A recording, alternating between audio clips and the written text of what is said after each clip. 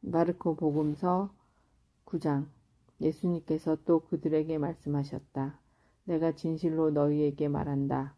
여기에 서 있는 사람들 가운데에는 죽기 전에 하느님 나라가 권능을 떨치며 오는 것을 볼 사람들이 덜어 있다. 영광스러운 모습으로 변모하시다. 엿새 뒤에 예수님께서 베드로와 야고보와 요한만 따로 데리고 높은 산에 오르셨다. 그리고 그들 앞에서 모습이 변하셨다. 그분의 옷은 이 세상 어떤 마전장이도 그토록 하얗게 할 수 없을 만큼 새하얗게 빛났다. 그때 엘리야가 모세와 함께 그들 앞에 나타나 예수님과 이야기를 나누었다. 그러자 베드로가 나서서 예수님께 말하였다. 스승님, 저희가 여기에서 지내면 좋겠습니다. 저희가 초막셋을 지어 하나는 스승님께, 하나는 모세께, 또 하나는 엘리야께 드리겠습니다. 사실 베드로는 무슨 말을 해야 할지 몰랐던 것이다. 제자들이 모두 겁에 질려 있었기 때문이다. 그때 구름이 일어 그들을 덮더니 그 구름 속에서 이는 내가 사랑하는 아들이니 너희는 그의 말을 들어라 하는 소리가 났다. 그 순간 그들이 둘러보자 더 이상 아무도 보이지 않고 예수님만 그들 곁에 계셨다. 그들이 산에서 내려올 때 예수님께서는 그들에게 사람의 아들이 죽은 이들 가운데서 다시 살아날 때까지 지금 본 것을 아무에게도 말하지 말라고 분부하셨다. 그들은 이 말씀을 지켰다. 그러나 죽은 이들 가운데에서 다시 살아난다는 것이 무슨 뜻인지를 저희끼리 서로 물어보았다. 엘리야의 재림. 제자들이 예수님께 율법학자들은 어째서 엘리야가 먼저 와야 한다고 말합니까? 하고 물었다. 그러자 예수님께서 그들에게 말씀하셨다. 과연 엘리야가 먼저 와서 모든 것을 바로잡는다.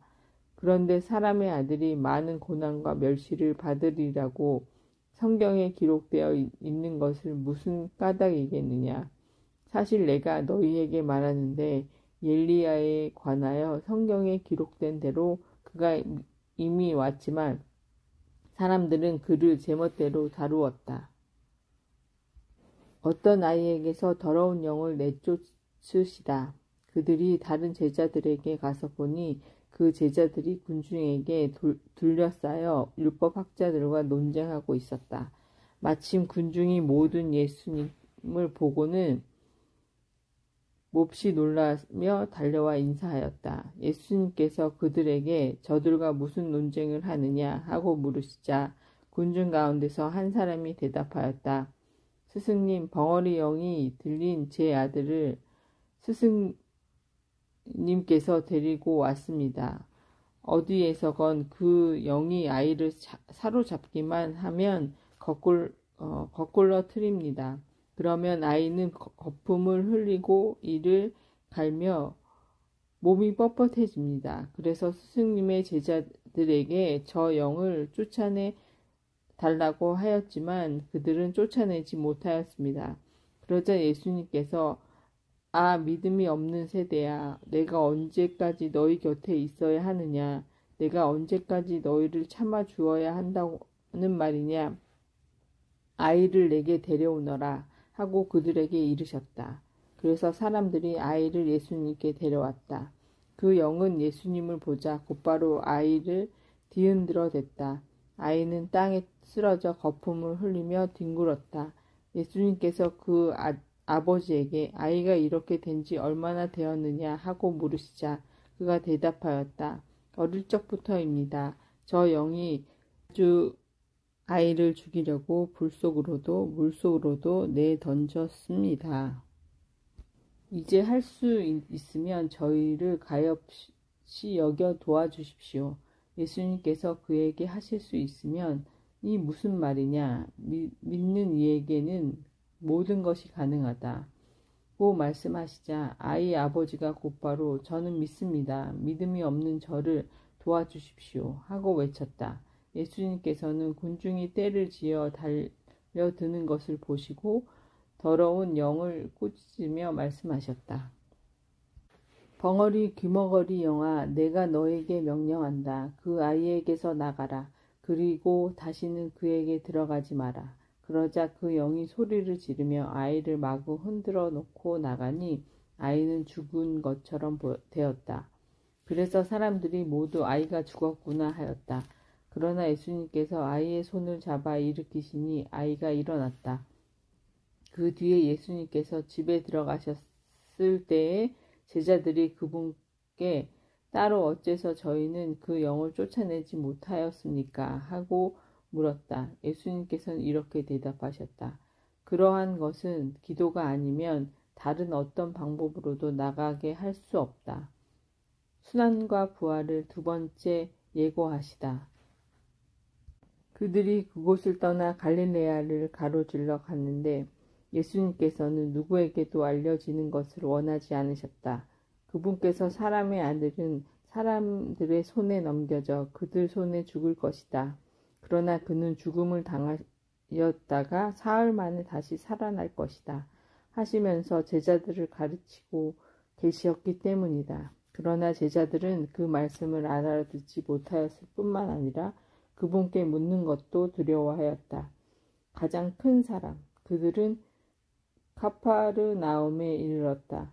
예수님께서는 집안에 계실 때 제자들에게 너희는 길에서 무슨 일로 논쟁하였느냐 하고 물으셨다. 그러나 그들은 입을 열지 않았다. 누가 가장 큰 사람이냐는 하는 문제로 길에서 논쟁하였기 때문이다. 예수님께서는 자리에 앉으셔서 12제자를 불러 말씀하셨다. 누구든지 첫째가 되려면 모든 이의 꼴찌가 되고 모든 이의 종이 되어야 한다. 그러고 나서 어린이 하나를 데려다가 그들 가운데 세우신 다음 그를 껴안으시며 그들에게 이르셨다. 누구든지 이런 어린이 하나를 내 이름으로 받아들이면 나를 받아들이는 것이다. 그리고 나를 받아들이는 사람은 나를 받아들이는 것이 아니라 나를 보내신 분을 받아들이는 것이다. 우리를 반대하지 않는 이는 지지하는 사람이다. 요한이 예수님께 말하였다. 스승님, 어떤 사람이 스승님의 이름으로 마귀를 쫓아내는 것을 저희가 보았습니다. 그런데 그가 저희를 따르는 사람이 아니므로 저희는 그가 그런 일을 못하게 막아보려고 하였습니다. 그러자 예수님께서 이르셨다. 막지 마라. 내 이름으로 기적을 일으키고 나서 바로 나를 나쁘게 말할 수 있는 사람은 없다. 우리를 반대하지 않는 이는 우리를 지지하는 사람이다. 내가 진실로 너희에게 말한다. 너희가 그리스도의 사람이기 때문에 너희에게 마실 물 한 잔이라도 주는 이는 자기가 받을 상을 결코 잃지 않을 것이다. 죄의 유혹을 단호히 뿌리쳐라. 나를 믿는 이 작은 이들 가운데 하나라도 죄짓게 하는 자는 연 자매를 목에 걸고 바다에 던지는 편이 오히려 낫다. 내 손이 너를 죄짓게 하거든 그것을 잘라버려라. 두 손을 가지고 지옥에서 그 꺼지지 않는 불에 들어가는 것보다 불구자로 생명에 들어가는 편이 낫다. 내 발이 너를 죄짓게 하거든 그것을 잘라버려라. 두 발을 가지고 지옥에 던져지는 것보다 절른 발로 생명에 들어가는 편이 낫다. 또 내 눈이 너를 죄짓게 하거든 그것을 던져버려라. 두 눈을 가지고 지옥에 던져지는 것보다 외눈박이로 하느님 나라에 들어가는 편이 낫다. 지옥에서는 그들을 파먹는 구더기도 죽지 않고 불도 꺼지지 않는다. 소금, 모든 불 소금에 절여질 것이다. 소금은 좋은 것이다. 그러나 소금이 짠맛을 잃으며 무엇으로 그 맛을 내겠느냐. 너희는 마음에 소금을 간직하고 서로 평화롭게 지내라. 혼인과 이혼. 마르코 복음서 10장. 예수님께서 그곳을 떠나 유다 지방과 요르단 건너편으로 가셨다. 그러자 군중이 다시 그분께 모여들었다. 그래서 예수님께서는 늘 하시던 대로 다시 그들을 가르치셨다. 그런데 바리사이들이 와서 예수님을 시험하려고 남편이 아내를 버려도 됩니까? 하고 물었다. 예수님께서 그들에게 모세는 너희에게 어떻게 하라고 명령하였느냐 하고 되물으시니 그들이 이혼장을 써주고 아내를 버리는 것을 모세는 허락하였습니다. 하고 대답하였다. 그러자 예수님께서 이르셨다. 너희 마음이 완고하기 때문에 모세가 그런 계명을 기록하여 너희에게 남긴 것이다. 창조 때부터 하느님께서는 사람들을 남자와 여자로 만드셨다. 그러므로 남자는 아버지와 어머니를 떠나 아내와 결합하여 둘이 한 몸이 될 것이다. 따라서 그들은 이제 둘이 아니라 한 몸이다. 하느님께서 맺어주신 것을 사람이 갈라 놓아서는 안 된다. 집에 들어갔을 때에 제자들이 그 일에 관하여 다시 묻자 예수님께서 그들에게 말씀하셨다. 누구든지 아내를 버리고 다른 여자와 혼인하면 그 아내를 두고 간음하는 것이다. 또한 아내가 내 남편을 버리고 다른 남자와 혼인하는 것도 간음하는 것이다. 어린이들을 사랑하시다. 사람들이 어린이들을 예수님께 데리고 와서 그들을 쓰다듬어 달라고 하였다. 그러자 제자들은 사람들을 꾸짖었다. 예수님께서는 그것을 보시어 언짢아 하시며 제자들에게 이르셨다. 어린이들이 나에게 오는 것을 막지 마라. 그냥 놓아두어라. 사실 하느님의 나라는 이 어린이들과 같은 사람들의 것이다. 내가 진실로 너희에게 말한다. 어린이와 같이 하느님의 나라를 받아들이지 않는 자는 결코 그곳에 들어가지 못한다. 그러고 나서 어린이들을 끌어안으시고 그들에게 손을 얹어 축복해 주셨다. 하느님의 나라와 부자. 예수님께서 길을 떠나시는데 어떤 사람이 달려와 그분 앞에 무릎을 꿇고 선하신 스승님, 제가 영원한 생명을 받으려면 무엇을 해야 합니까? 하고 물었다. 그러자 예수님께서 그에게 이르셨다.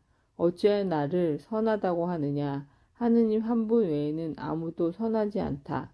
너는 계명들을 알고 있지 않느냐? 살인해서는 안 된다. 간음해서는 안 된다. 도둑질해서는 안 된다. 거짓 증언을 해서는 안 된다. 횡령해서는 안 된다. 아버지와 어머니를 존경하여라.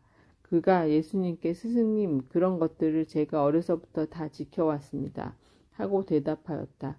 예수님께서는 그를 사랑스럽게 바라보시며 이르셨다. 너에게 부족한 것이 하나 있다. 가서 가진 것을 팔아 가난한 이들에게 주어라.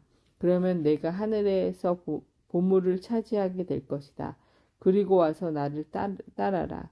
그러나 그는 이 말씀 때문에 울상이 되어 슬퍼하며 떠나갔다. 그가 많은 재물을 가지고 있었기 때문이다. 예수님께서 주위를 둘러보시며 제자들에게 말씀하셨다. 재물을 많이 가진 자들이 하느님 나라에 들어가기는 참으로 어렵다. 제자들은 그분의 말씀에 놀랐다. 그러나 예수님께서는 그들에게 거듭 말씀하셨다. 얘들아, 하늘나라에 들어가기에는 참으로 어렵다. 부자가 하늘나라로 들어가는 것보다 낙타가 바늘귀로 빠져나가는 것이 더 쉽다. 그러자 제자들이 더욱 놀라서 그러면 누가 구원을 받을 수 있는가 하고 서로 말하였다. 예수님께서는 그들을 바라보며 이르셨다. 사람에게는 불가능하지만 하느님께서는 그렇지 않다. 하느님께는 모든 것이 가능하다. 따름과 보상. 그때 베드로가 나서서 예수님께 말하였다. 보시다시피 저희는 모든 것을 버리고 스승님을 따랐습니다. 예수님께서 말씀하셨다. 내가 진실로 너희에게 말한다. 누구든지 나 때문에 복음 때문에 집이나 형제나 자매, 어머니나 아버지, 자녀나 토지를 버린 사람은 현세에서 받게도 받겠지만 집과 형제와 자매와 어머니와 자녀와 토지를 100배나 받을 것이다. 내세에서는 영원한 생명을 받을 것이다. 그런데 첫째가 꼴찌가 되고 꼴찌가 첫째가 되는 이들이 많을 것이다. 순환과 부활을 세 번째로 예고하시다. 그들이 예루살렘에서 올라가는 길이었다. 예수님께서는 제자들 앞에 서서 가고 계셨다. 그들은 놀라워하고 또 뒤따르는 이들은 두려워하였다. 예수님께서 다시 12 제자를 데리고 가시며 당신께 닥칠 일들을 그들에게 말씀하기 시작하였다. 보시다시피 우리는 예루살렘으로 올라가고 있다. 거기에서 사람의 아들은 수석 사제들과 율법 학자들에게 넘겨질 것이다.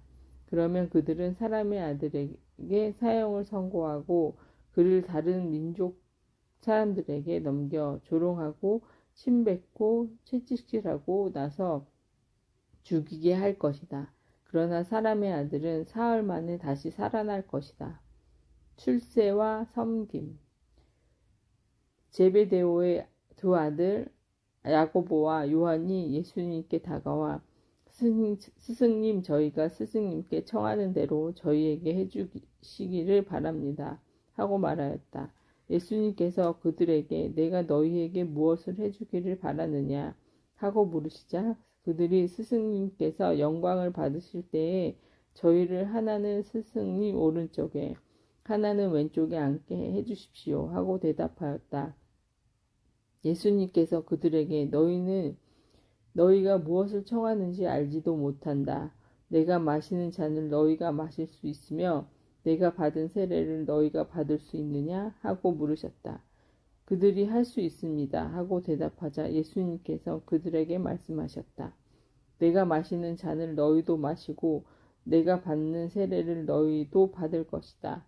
그러나 내 오른쪽이나 왼쪽에 앉는 것은 내가 허락한 일이 아니라 정해진 이들에게 돌아가는 것이다. 다른 12 제자가 이 말을 듣고 야고보와 요한을 불쾌하게 여기기 시작하였다.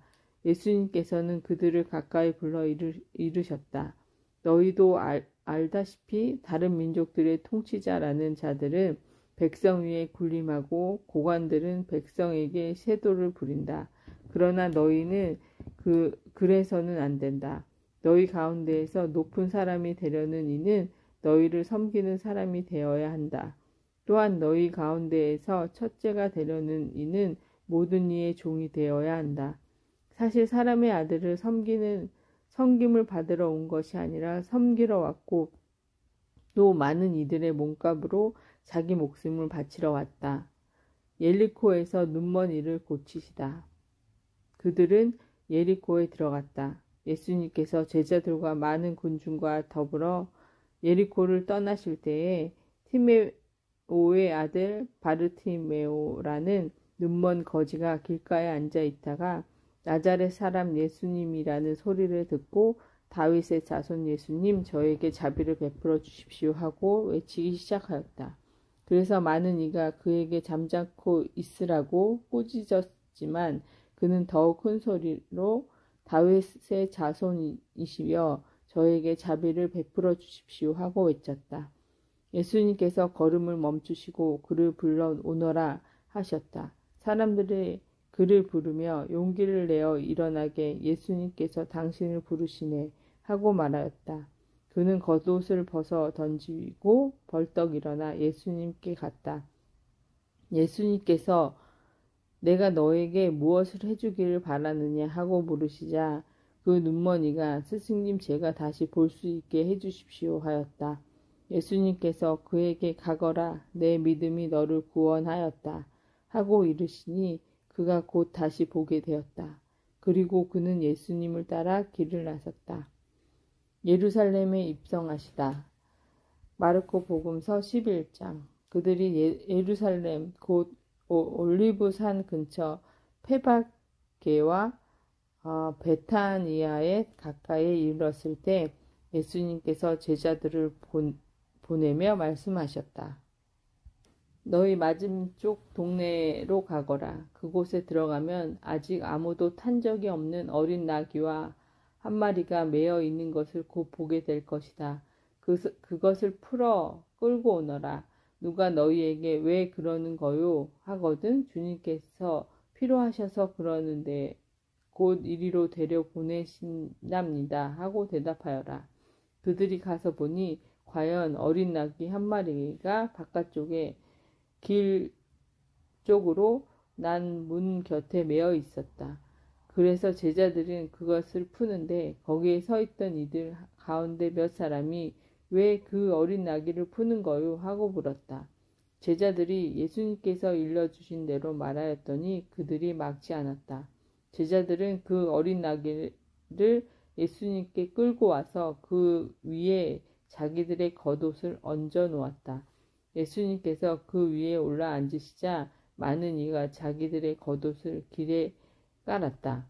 또 어떤 이는 들에서 잎이 많은 나뭇가지를 꺾어다가 깔았다. 그리고 앞서가는 이들과 뒤따라가는 이들이 외쳤다. 호산나, 주님의 이름으로 오시는 분은 복되시어라. 다가오는 우리 조상 다윗의 나라는 복되어라. 지극히 높은 곳에 호산나. 이윽고 예수님께서 예루살렘에 이르러 성전에 들어가셨다. 그리고 그곳은 모든 것을 둘러보신 다음 날이 이미 저물었으므로 12 제자와 함께 베타니아로 나가셨다. 무화과 나무를 저주하시다. 이튿날 그들이 베타니아에서 나올 때에 예수님께서는 시장하셨다. 마침 잎이 무성한 무화과 나무를 멀리서 보시고 혹시 그 나무에 무엇이 달렸을까 하여 가까이 가 보셨지만 잎사귀 밖에는 아무것도 보이지 않았다. 무화과 철이 아니었기 때문이다. 예수님께서는 그 나무를 향하여 이르셨다. 이제부터 영원히 어느 누구도 너에게서 열매를 따 먹는 일이 없을 것이다. 제자들도 이 말씀을 들었다. 성전을 정화하시다. 그들은 예루살렘으로 갔다. 예수님께서 성전에 들어가시어 그곳에서 사고팔고 하는 자들을 쫓아내기 시작하였다. 환전상들의 탁자와 비둘기 장수들의 의자도 둘러 엎으셨다. 또한 아무도 성전을 가로질러 물건을 나르지 못하게 하셨다. 그리고 그들을 가르치며 이렇게 말씀하셨다. 나의 집은 모든 민족들을 위한 기도의 집이라 불릴 것이다. 라고 기록되어 있지 않느냐. 그런데 너희는 이곳을 강도들의 소굴로 만들어버렸다. 수석사제들과 율법학자들은 이 말씀을 듣고 그분을 없앨 방법을 찾았다. 군중이 모두 그분의 가르침에 감탄한 것을 보고 그분을 두려워하였던 것이다. 날이 저물자 예수님과 제자들은 성 밖으로 나갔다. 말라버린 무화과 나무의 교훈. 이른 아침에 그들이 길을 가다가 그 무화과 나무가 뿌리채 말라 있는 것을 보았다. 베드로가 문득 생각이 나서 예수님께 말하였다. 스승님 보십시오. 스승님께서 저주하신 무화과 나무가 말라버렸습니다. 그러자 예수님께서 제자들에게 말씀하셨다. 하느님을 믿어라. 내가 진실로 너희에게 말한다. 누구든지 이 산더러 들려라. 저 바다로 빠져라 하면서 마음속으로 의심하지 않고 자기가 말한 대로 이루어진다고 믿으면 그대로 될 것이다. 그러므로 내가 너희에게 말한다. 너희가 기도하면 청하는 것이 무엇이든 그것을 이미 받은 줄로 믿어라. 그러면 너희에게 그대로 이루어질 것이다. 너희가 서서 기도할 때에 누군가에게 반감을 품고 있거든 용서하여라. 그래야 하늘에 계신 너희 아버지께서도 너희의 잘못을 용서해 주실 것이다. 예수님의 권한을 문제 삼다. 그들은 다시 예루살렘으로 갔다. 예수님께서 성전 뜰을 거닐고 계실 때 수석사제들과 율법학자들과 원로들로 와서 예수님께서 말하였다. 당신은 무슨 권한으로 이런 일을 하는 것이요? 또 누가 당신에게 이런 일을 할 수 있는 권한을 주었소? 그러자 예수님께서 그들에게 이르셨다. 너희에게 한 가지 물을 터이니 대답해 보아라. 그러면 내가 무슨 권한으로 이런 일을 하는지 너희에게 말해주겠다. 요한의 세례가 하늘에서 온 것이냐? 아니면 사람에게서 온 것이냐? 대답해 보아라. 그들은 저희끼리 의논하였다. 하늘에서 왔다 하면 어찌하여 그를 믿지 않았느냐? 하고 말할 터이니 사람에게서 왔다 할까? 그러나 군중이 모든 요한을 참 예언자로 여기고 있었기 때문에 군중을 두려워하여 예수님께 모르겠소 하고 대답하였다. 그러자 예수님께서 그들에게 이르셨다. 나도 무슨 권한으로 이런 일을 하는지 너희에게 말하지 않겠다. 포도밭 소작인의 비유. 마르코 복음서 12장. 예수님께서 그들에게 비유를 들어 말씀하기 시작하셨다. 어떤 사람이 포도밭을 일구어 울타리를 둘러치고 포도확을 파고 탑을 세웠다. 그리고 소작인들에게 내주고 멀리 떠났다. 포도철이 되자 그는 소작인들에게 종 하나를 보내어 소작인들에게서 포도알 소출의 얼마를 받아오라고 하였다. 그런데 소작인들은 그를 붙잡아 매질하고는 빈손으로 돌려보냈다. 주인이 그들에게 다시 다른 종을 보냈지만 그들이 그 종의 머리를 쳐서 상처를 입히고 모욕하였다. 그리고 주인이 또 다른 종을 보냈더니 그 종을 죽여버렸다. 그 뒤에 또 많은 종을 보냈지만 더러는 매질하고 더러는 죽여버렸다. 이제 주인에게는 오직 하나, 사랑하는 아들만 남았다. 그는 마지막으로 내 아들이야, 존중해 주겠지? 하며 그들에게 아들을 보냈다. 그러나 소작인들은 저자가 상속자다. 자, 저자를 죽여버리자. 그러면 이 상속 재산이 우리 차지가 될 것이다. 하고 저희끼리 말하면서 그를 붙잡아 죽이고는 포도밭 밖으로 던져버렸다. 그러니 포도밭 주인은 어떻게 하겠느냐? 그는 돌아와 그 소작인들을 없애버리고 포도밭을 다른 이들에게 줄 것이다. 너희는 이 성경 말씀을 읽어본 적이 없느냐? 집 짓는 이들이 내버린 그 돌이 모퉁이의 머릿돌이 되었네. 이는 주님께서 이루신 일, 우리 눈에 놀랍기만 하네. 그들은 예수님께서 자기들을 두고 이 비유를 말씀하신 것을 알아차리고 그분을 붙잡으려고 하였으나 군중이 두려워 그분을 그대로 두고 떠나갔다. 황제에게 세금을 내는 문제. 그 뒤에 그들은 예수님께 말로 올무를 씌우려고 바리사이들과 헤로데 당원 몇 사람을 보냈다. 그들이 와서 예수님께 말하였다. 스승님, 저희는 스승님께서 진실하시고 아무도 꺼리지 않으시니 분이라는 것을 압니다. 과연 스승님은 사람을 그 신분에 따라 판단하지 않으시고 하느님의 길을 참되게 가르치십니다. 그런데 황제에게 세금을 내는 것이 합당합니까? 합당하지 않습니까? 바쳐야 합니까? 바치지 말아야 합니까? 예수님께서는 그들의 위선을 아시고 그들에게 말씀하셨다. 너희는 어찌하여 나를 시험하느냐? 데날리온 한 입을 가져다 보여다오. 그들이 그것을 가져오자 예수님께서 이 초상과 글자가 누구의 것이냐 하고 물으셨다. 그들이 황제의 것입니다 하고 대답하였다. 이에 예수님께서 그들에게 이르셨다. 황제의 것은 황제에게 돌려주고 하느님의 것은 하느님께 돌려드려라. 그들은 예수님께 매우 감탄하였다. 부활 논쟁. 부활이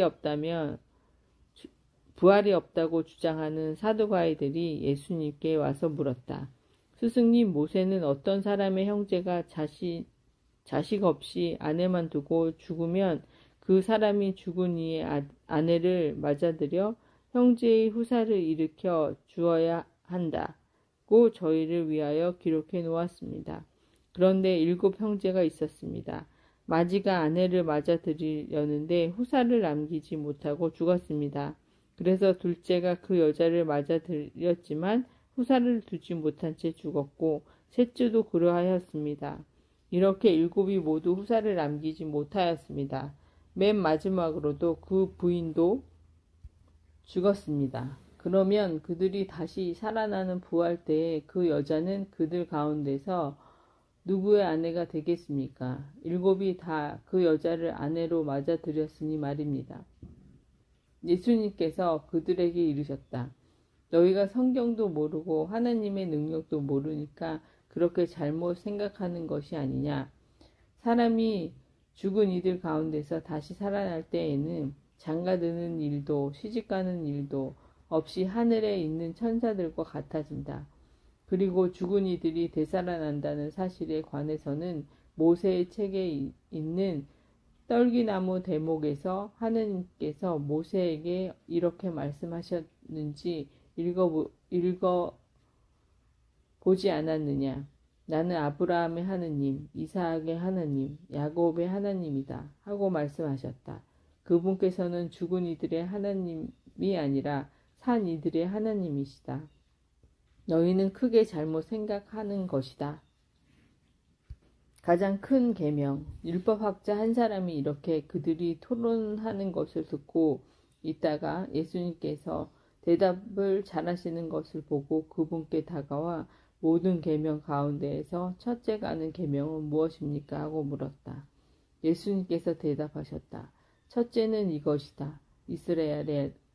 이스라엘아 들어라. 주 우리 하느님은 한 분이신 주님이시다. 그러므로 너는 마음을 다하고 목숨을 다하고 정신을 다하고 힘을 다하여 주 너의 하나님을 사랑해야 한다. 둘째는 이것이다. 내 이웃을 너 자신처럼 사랑해야 한다. 이보다 더 큰 계명은 없다. 그러자 율법학자가 예수님께 말하였다. 훌륭하십니다, 스승님. 그분은 한 분뿐이시고 그 밖에는 다른 이가 없다 하시니 과연 옳은 말씀이십니다. 또 마음을 다하고 생각을 다하고 힘을 다하여 그분을 사랑하는 것과 이웃을 자기 자신처럼 사랑하는 것이 모든 번 제물과 희생 제물보다 낫습니다. 예수님께서는 그가 슬기롭게 대답하는 것을 보시고 그에게 너는 하느님의 나라에서 멀리 있지 않다 하고 이르셨다. 그 뒤에는 어느 누구도 감히 그분께 묻지 못하였다. 다윗의 자손이시며 주님이신 예수 그리스도. 예수님께서는 성전에서 가르치시며 말씀하셨다. 어찌하여 율법학자들은 메시아가 다윗의 자손이라고 말하느냐. 다윗 자신이 성령의 도움으로 말하였다. 주님께서 내 주님께 말씀하셨다. 내 오른편에 앉아라.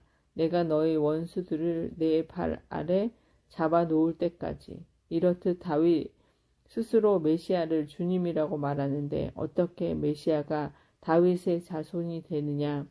많은 군중이 예수님의 말씀을 기쁘게 받아들였다. 율법학자들을 조심하여라. 예수님께서는 가르치시면서 이렇게 이르셨다. 율법학자들을 조심하여라. 그들은 긴 겉옷을 입고 나다니며 장터에서 인사 받기를 즐기고 회당에서 높은 자리를, 잔치에서는 윗자리를 즐긴다. 그들은 과부들의 가산을 등쳐 먹으면서 남에게 보이려고 기도는 길게 한다. 이러한 자들은 더 엄중히 단죄를 받을 것이다. 가난한 과부의 헌금. 예수님께서 헌금함 맞은쪽에 앉으시며 사람들이 헌금함에 돈을 넣는 모습을 보고 계셨다. 많은 부자들이 큰 돈을 넣었다. 그런데 가난한 과부 한 사람이 와서 렙돈 2입을 넣었다. 그것은 콰드란스 한 입이 셈이다. 예수님께서 제자들을 가까이 불러 이르셨다. 내가 진실로 너희에게 말한다.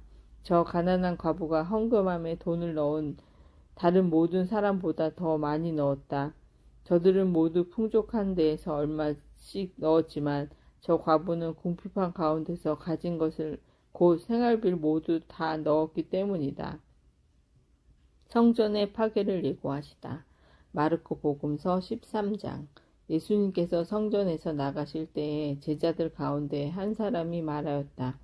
스승님 보십시오. 얼마나 대단한 돌들이고 얼마나 장엄한 건물들이니까. 그러자 예수님께서 그에게 이르셨다. 너는 이 웅장한 건물들을 보고 있느냐? 여기 돌 하나도 다른 돌 위에 남아있지 않고 다 허물어지고 말 것이다. 재난의 시작. 예수님께 성전 맞은쪽 올리브 산에 앉아 계실 때 베드로와 야고보와 요한과 안드레아가 따로 예수님께 물었다. 저에게 일러주십시오. 그런 일이 언제 일어나겠습니까? 또 모든 일이 이루어지려고 할 때 어떤 표징이 나타나겠습니까? 예수님께서 예수님께서 그들에게 말씀하기 시작하였다. 너희는 누구에게도 속는 일이 없도록 조심하여라. 많은 사람이 내 이름으로 와서 내가 그리스도다 하면서 많은 일을 속일 것이다. 그리고 너희는 여기저기에서 전쟁이 났다는 소식과 전쟁이 일어났다는 소문을 듣더라도 불안해하지 마라. 그러한 일이 반드시 벌어지겠지만 그것이 아직 끝은 아니다. 민족과 민족이 맞서 일어나고 나라와 나라가 맞서 일어나며 곳곳에 지진이 발생하고 기근이 들 것이다. 그러나 그것은 진통의 시작일 따름이다. 너희는 스스로 조심하여라. 사람들이 너희를 의회에 넘기고 회당에서는 너희가 매를 맞을 것이다. 또 너희는 나 때문에 총독들과 임금들 앞에 서서 증언할 것이다. 먼저 복음이 모든 민족들에게 선포되어야 한다. 사람들이 너희를 끌어다가 법정에 넘길 때 무슨 말을 할까 미리 걱정하지 마라. 그저 그때에 너희에게 일러주신 대로 말하여라. 사실 말하는 이는 너희가 아니라 성령이시다. 형제와 형제를 넘겨 죽게 하고 아버지가 자식을 그렇게 하며 자식들이 부모를 거슬러 일어나 죽게 할 것이다. 그리고 너희는 내 이름 때문에 모든 사람에게 미움을 받을 것이다. 그러나 끝까지 견뎌내는 이는 구원을 받을 것이다. 가장 큰 재난, 있어서는 안 될 곳에 황폐를 부르는 혐오스러운 것이 서 있는 것을 보거든 읽는 이는 알아들으라. 그때 유다에 있는 이들은 산에서 달아나라. 옥상에 있는 이는 내려가지도 말고 무엇을 꺼내러 집 안으로 들어가지도 마라. 들에 있는 이는 겉옷을 가지러 뒤에 돌아서지 마라. 불행하여라. 그 무렵에 임신한 여자들과 젖먹이가 딸린 여자들, 그 일이 겨울에 일어나지 않도록 기도하여라. 그 무렵에 환난이 닥칠 터인데 그러한 환난은 하느님께서 이룩하신 창조 이래 지금까지 없었고 앞으로도 없을 것이다. 주님께서 그 날수를 줄여주지 않으셨으면 어떠한 사람도 살아남지 못할 것이다. 그러나 주님께서는 몸소 선택하신 이들을 위하여 그 날수를 줄여주셨다. 그때 누가 너희에게 보아라 그리스도께서 여기 계시다. 또는 보아라 저기 계시다 하더라도 믿지 마라.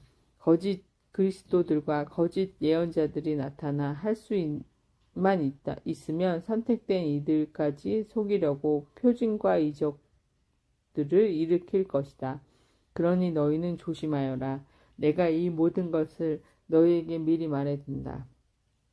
사람의 아들이 오시는 날, 그 무렵 환난에 뒤이어 해는 어두워지고 달은 빛을 내지 않으며 별들은 하늘에서 떨어지고 하늘의 세력은 흔들릴 것이다. 그때 사람의 아들이 큰 권능과 영광을 떨치며 구름을 타고 오는 것을 사람들이 볼 것이다. 그때 사람의 아들 천사들을 보내어 자기가 선택한 이들을 땅 끝에서 하늘 끝까지 사방에서 모을 것이다. 무화과 나무의 교훈. 너희는 무화과 나무를 보고 그 비율을 깨달아라. 어느덧 가지가 부드러워지고 잎이 돋으며 여름이 가까이 온 줄을 알게 된다. 이와 같이 너희도 이러한 일들이 일어나는 것을 보거든 사람의 아들이 문 가까이 온 줄 알아라. 내가 진실로 너희에게 말한다. 이 세대가 지나기 전에 이 모든 일이 일어날 것이다. 하늘과 땅은 사라질지라도 내 말은 결코 사라지지 않을 것이다. 깨어 있어라. 그러나 그날과 그 시간은 아무도 모른다. 하늘의 천사들도 아들도 모르고 아버지만 아신다. 너희는 조심하고 깨어 지켜라. 그때엔 언제 올지 너희가 모르기 때문이다. 그것은 먼 길을 떠나는 사람의 경우와 같다. 그는 집을 떠나면서 종들에게 권한을 주어 각자에게 할 일을 맡기고 문지기에게는 깨어있으라고 분부한다. 그러니 깨어있거라. 집주인이 언제 돌아올지 저녁일지 한밤중일지 닭이 울 때일지 새벽일지 너희가 모르기 때문이다. 주인이 갑자기 돌아와 너희가 잠자는 것을 보는 일이 없게 하여라. 내가 너희에게 하는 이 말은 모든 사람에게 하는 말이다. 깨어 있어라. 예수님을 죽일 음모를 꾸미다. 마르코 복음서 14장. 파스카와 무교절 이틀 전이었다.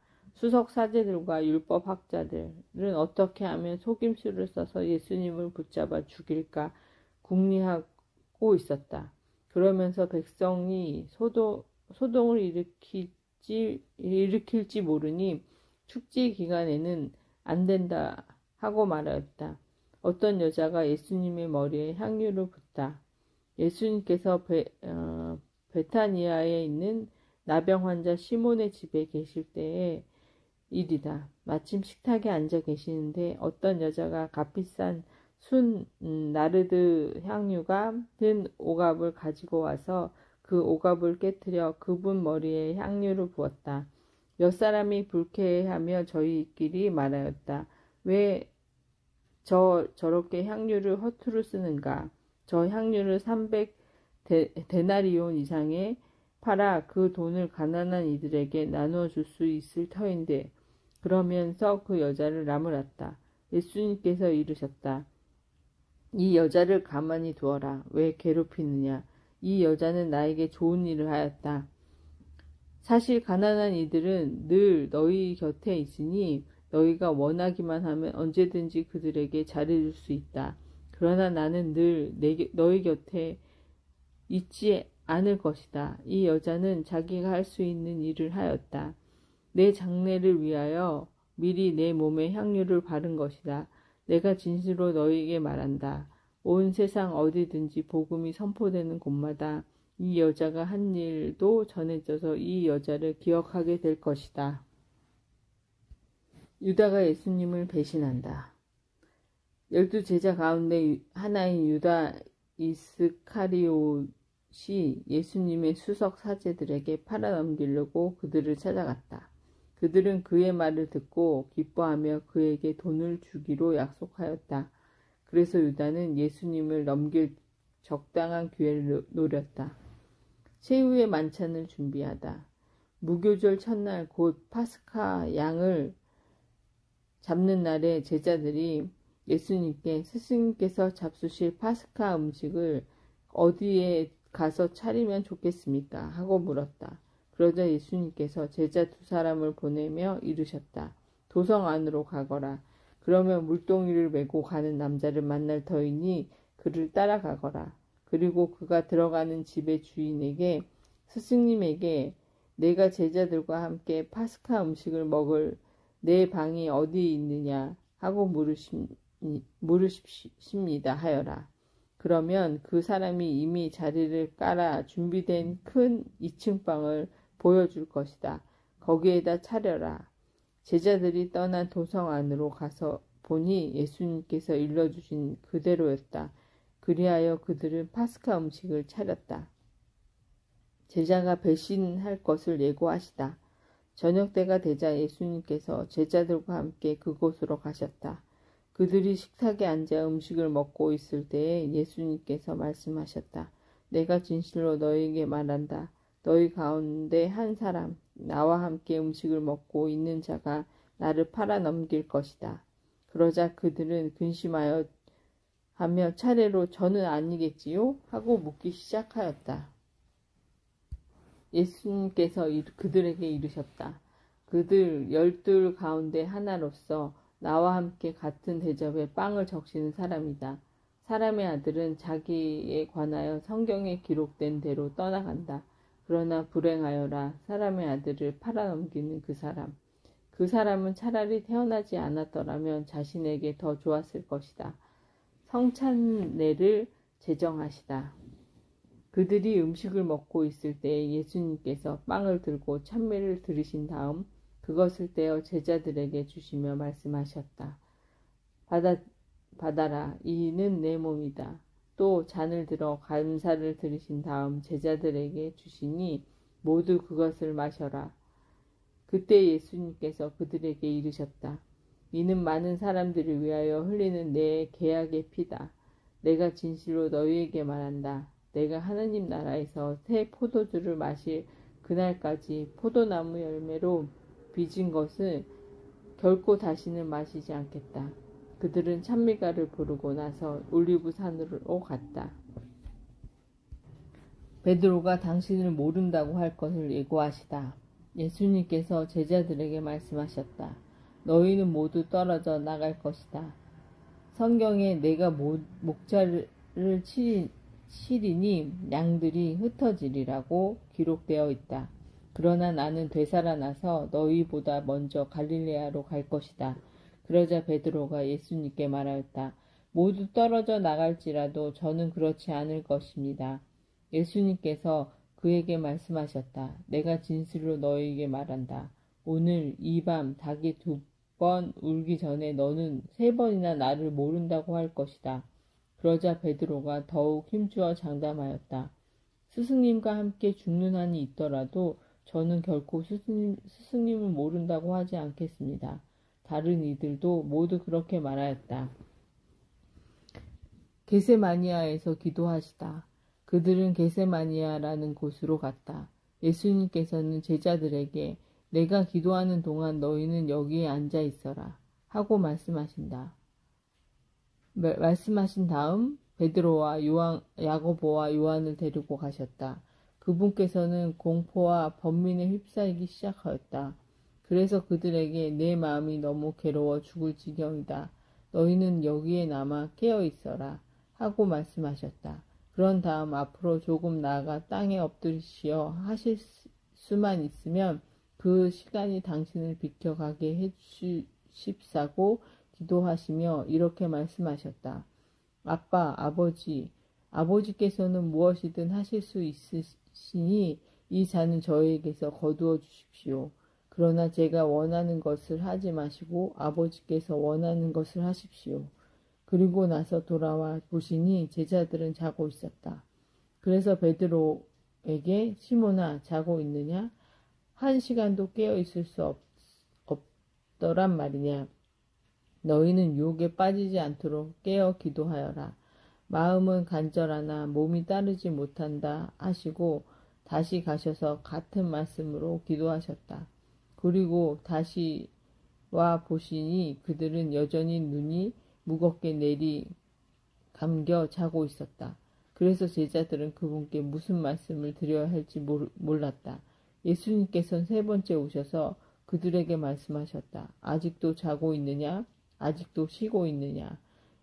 이제 되었다. 시간이 되어 사람의 아들은 죄인들의 손에 넘어갔다. 일어나 가자. 보라, 나를 팔아넘길 자가 가까이 왔다. 잡히시다. 그러자 곧 예수님께서 아직 말씀하고 계실 때에 12제자 가운데 하나인 유다가 다가왔다. 그와 함께 수석사제들과 율법학자들과 원로들이 보낸 무리도 칼과 몽둥이를 들고 왔다. 그분을 팔아넘길 자는 내가 입 맞추는 이가 바로 그 사람이니 그를 붙잡아 잘 끌고 가시오 하고 그들에게 미리 신호를 일러두었다. 그가 와서는 곧바로 예수님께 다가가 스승님 하고 나서 입을 맞추었다. 그러자 그들이 예수님께 손을 대어 그분을 붙잡았다. 그때 곁에 서 있던 이들 가운데 한 사람이 칼을 베어 대사제의 종을 내리쳐 그의 귀를 잘라버렸다. 예수님께서 나서시어 그들에게 말씀하셨다. 너희는 강도라도 잡은 듯이 칼과 몽둥이를 들고 나를 잡으러 나왔단 말이냐? 내가 날마다 너희와 함께 성전에 있으면서 가르쳤지만 너희는 나를 붙잡지 않았다. 성경 말씀이 이루어지려고 일이 된 것이다. 제자들은 모두 예수님을 버리고 달아났다. 알몸으로 달아난 젊은이. 어떤 젊은이가 알몸에 아마포만 두른 채 그분을 따라갔다. 사람들이 그를 붙잡자 그는 아마포를 버리고 알몸으로 달아났다. 최고의회에서 신문을 받으시다. 그들은 예수님을 대사제에게 끌고 갔다. 그러자 수석사제들과 원로들과 율법 학자들이 모두 모여왔다. 베드로는 멀찍이 떨어져서 예수님을 뒤따라 대사제의 저택 안뜰까지 들어가 시종들과 함께 앉아 불을 쬐고 있었다. 수석사제들과 온 최고의회는 예수님을 사형에 처하려고 그분에 대한 증언을 찾았으나 찾아내지 못하였다. 사실 많은 사람들이 그분께 불리한 거짓 증언을 하였지만 그 증언들이 서로 들어맞지 않았던 것이다. 더러는 나서서 이렇게 거짓 증언을 하기도 하였다. 우리는 저자가 다른 사람 손으로 지은 이 성전을 허물고 손으로 짓지 않는 다른 성전을 사흘 안에 세우겠다고 말하는 것을 들은 적이 있습니다. 그러나 그들이 증언도 서로 들어맞지 않았다. 그러자 대사제가 한가운데서 서서 예수님께 당신은 아무 대답도 하지 않소.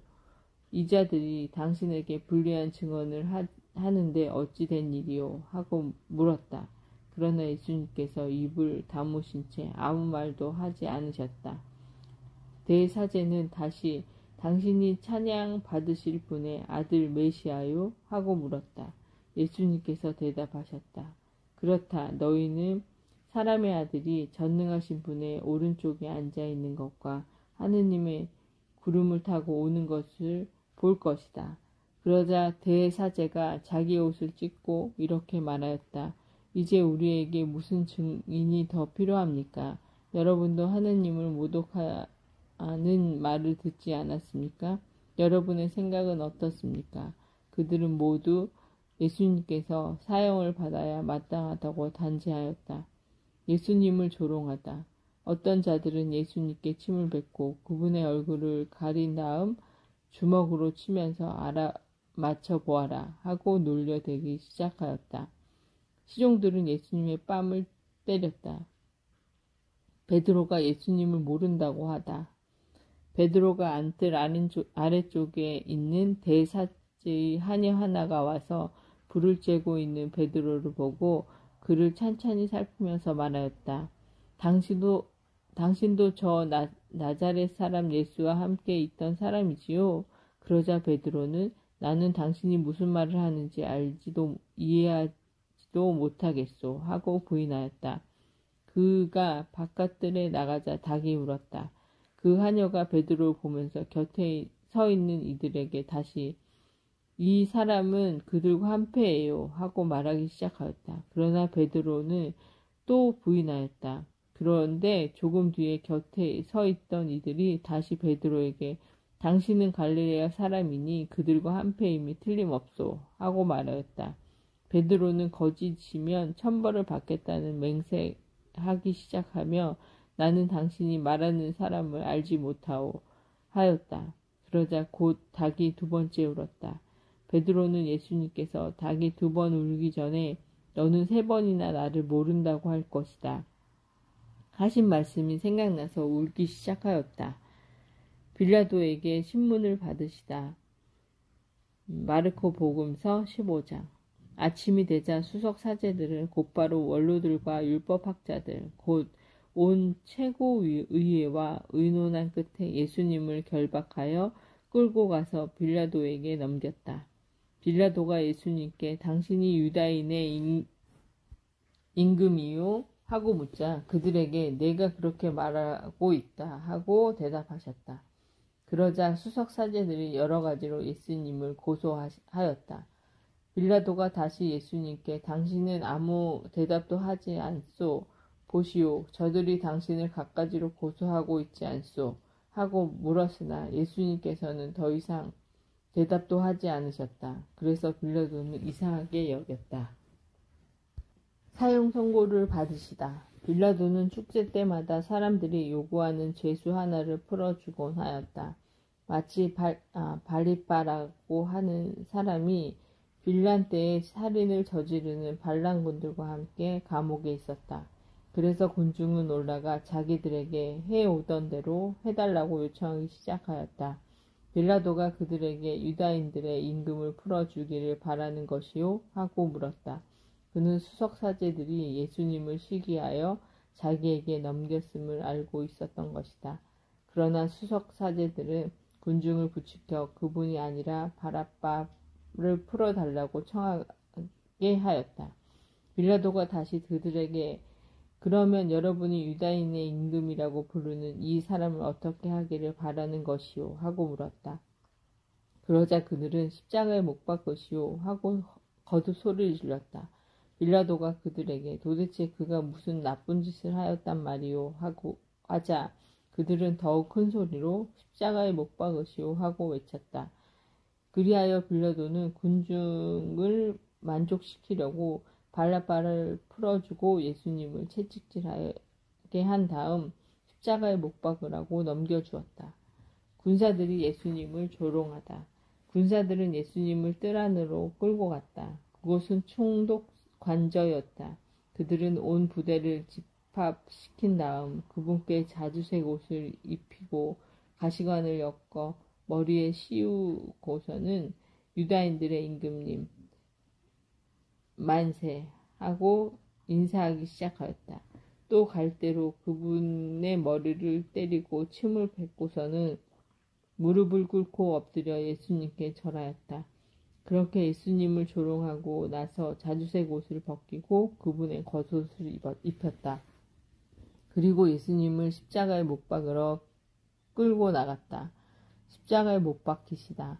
그들은 지나가는 어떤 사람에게 강제로 예수님의 십자가를 지게 하였다. 그는 키레네 사람 시몬으로서 알렉산드로와 루포스의 아버지였는데 시골에서 올라오는 길이었다. 그들은 예수님을 골고타라는 곳으로 데리고 갔다. 이는 번역하여 회골터라는 뜻이다. 그들이 몰약을 탄 포도주를 예수님께 건넸지만 그분께서는 받지 않으셨다. 그들은 예수님을 십자가에 못 박았다. 그리고 나서 그분의 겉옷을 나누어 가졌는데 누가 무엇을 차지할지 제비를 뽑아 결정하였다. 그들이 예수님을 십자가에 못 박을 때는 아침 9시였다. 그분의 제명패에는 유다인들의 임금이라고 쓰여 있었다. 그들은 예수님과 함께 강도들 둘을 십자가에 못 박았는데 하나는 오른쪽에 다른 하나는 왼쪽에 박았다. 지나가는 자들이 머리를 흔들며 그분을 이렇게 모독하였다. 저런 성전을 허물고 사흘 안에 다시 짓겠다더니 십자가에서 내려와 너 자신이나 구해보아라. 수석 사제들도 이런 식으로 율법학자들과 함께 조롱하며 서로 말하였다. 다른 이들은 하였으면서 자기는 구원하지 못하는구나. 우리도 보고 믿게 이스라엘의 임금 메시아는 지금 십자가에서 내려와 보시오. 예수님과 함께 십자가에 못 박힌 자들과 그렇게 비아냥거렸다. 숨을 거두시다. 난 12시가 되자 어둠이 온 땅에 덮여 오후 3시까지 계속되었다. 오후 3시에 예수님께서 큰 소리로 엘로이 엘로이 레마 사바타니 하고 부르짖으셨다. 이는 번역하면 저희 하느님 어찌하여 저를 버리셨습니까? 라는 뜻이다. 곁에 서 있던 자들 가운데 몇이 이 말씀을 듣고 저것 봐 엘리야를 부르네 하고 말하였다. 그러자 어떤 사람이 달려와서 해면을 포도주에 적신 다음 갈대에 꽂아 예수님께 마시라고 갖다 대며 자 엘리야가 와서 그를 내려주나 봅시다 하고 말하였다. 예수님께서는 큰 소리를 지르시고 숨을 거두셨다. 그때 성전 휘장이 위에서 아래까지 두 갈래로 찢어졌다. 그리고 예수님을 마주보고 서 있던 백인 대장이 그분께서 그렇게 숨을 거두시는 것을 보고 참으로 이 사람은 하느님의 아드님이셨다라고 말하였다. 여자들도 멀리서 지켜보고 있었는데 그들 가운데에는 마리아 막달레나 작은 야고보와 요새의 어머니 마리아 그리고 살로메가 있었다. 그들은 예수님께 갈릴레아에 계실 때에 그분을 따르며 시중들던 여자들이었다. 그 밖에도 예수님과 함께 예루살렘에 올라온 다른 여자들도 많이 있었다. 묻히시다. 이미 저녁 때가 되어 있었다. 그날은 준비일 곧 안식일 전날이었으므로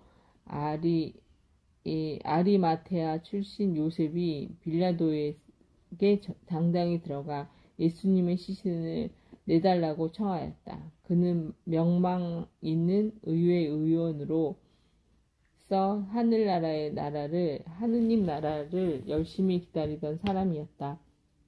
빌라도는 예수님께서 벌써 돌아가셨을까 의아하게 생각하여 백인 대장을 불러 예수님께서 돌아가신 지 오래되었느냐고 물었다. 빌라도는 백인 대장에게 알아보고 나서 요셉에게 시신을 내주었다. 요셉은 아마포에 싸 가지고 와서 그분의 시신을 내려 아마포로 싼 다음 바위를 깔아 만든 무덤에 모시고 무덤 입구에 돌을 굴려 막아 놓았다. 마리아 막달레아나 요새의 어머니 마리아는 그분을 어디에 모시는지를 지켜보고 있었다. 부활하시다. 마르코 복음서 16장. 안식일이 지나자 마리아 막달레나와 야고보의 어머니 마리아와 살로메는 무덤에 가서 예수님께 발라드리려고 향유를 샀다. 그리고 주간 첫날 매우 이른 아침 해가 떠오를 무렵에 무덤으로 갔다. 그들은 누가 그 돌을 무덤 입구에 굴려내줄까 하고 서로 말하였다. 그러고는 눈을 들어 바라보니 그 돌이 이미 굴러져 있었다.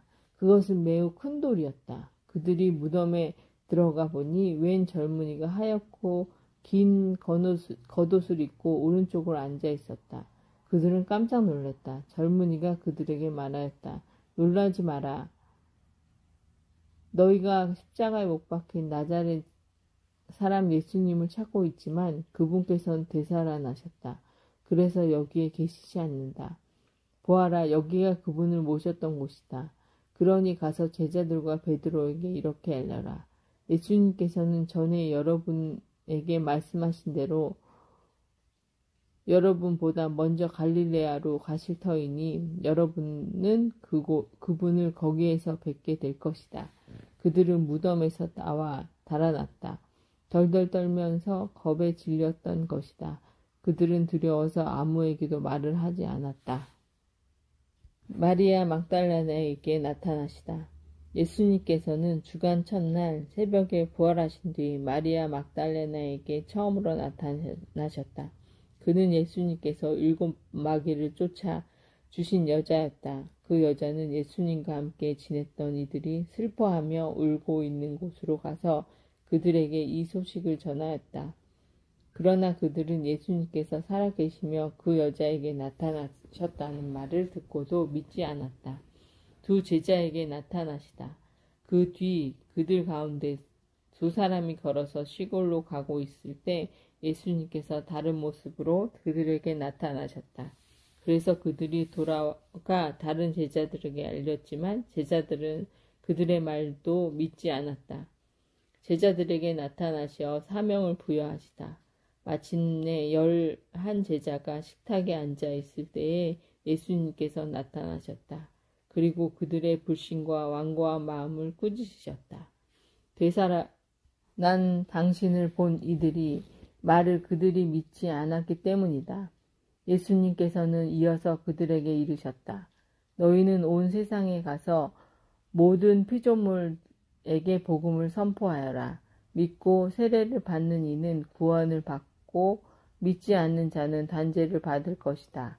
믿는 이들에게는 이러한 표징들이 따를 것이다. 곧 내 이름으로 마귀를 쫓아내고 새로운 언어를 말하며 손으로 뱀을 집어들고 독을 마셔도 아무런 해도 입지 않으며 또 병자에게 손을 얹으면 병이 나을 것이다. 승천하시다. 주 예수님께서는 제자들에게 말씀하신 다음 승천하시어 하느님 오른쪽에 앉으셨다. 제자들은 떠나가서 곳곳에 복음을 선포하였다. 주님께서는 그들과 함께 일하시면서 표징들이 뒤따르게 하시어 그들이 전하는 말씀을 확증해 주셨다. 마르코 복음서의 짧은 그 여자들은 자기들에게 분부하신 모든 것을 베드로와 그 동료들에게 간추려서 이야기해 주었다. 그 뒤에 예수님께서도 친히 그들을 통하여 동쪽에서 서쪽에 이르기까지 영원한 구원을 선포하는 거룩한 불멸의 말씀이 두루 퍼져 나가기